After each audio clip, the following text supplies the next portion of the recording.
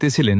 2 নম্বরে আসেন মোহাম্মদ মোল্লা রেজাউল ইসলাম, জাতীয় পার্টি, 1988 থেকে 1991, 4 বছর দায়িত্ব ছিলেন। 3 নম্বরে আসেন মোহাম্মদ আলমগীর কবির, বাংলাদেশ জাতীয়তাবাদী দল, বিএনপি, 1991 থেকে 2008, 15 বছর দায়িত্বে ছিলেন এবং সাবেক প্রতিমন্ত্রী হয়েছিলেন। 4 নম্বরে আসেন মৃত ইসরাফিল আলম, বাংলাদেশ আওয়ামী লীগ, 2008 থেকে 2020, 17 বছর 5 মাস দায়িত্বে ছিলেন।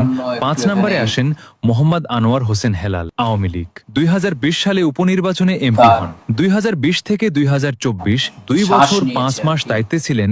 6 নম্বরে আসেন মোহাম্মদ ওমর ফারুক সুমন, স্বতন্ত্র, 2024 থেকে 2024 দায়িত্বে ছিলেন 67 দিন। 7 নম্বরে আসেন শেখ মোহাম্মদ রেজাউল ইসলাম, বাংলাদেশ জাতীয়তাবাদী দল, বিএনপি, এখন বর্তমান এমপি এবং দায়িত্বে আসেন। তো সবাই ভালো থাকবেন, আল্লাহ হাফেজ। আত্রাই রানীনগরের সকল এমপি এবং কে কত বছর ছিলেন। 1 নম্বরে আসেন মৃত ওহিদুর রহমান, বাংলাদেশের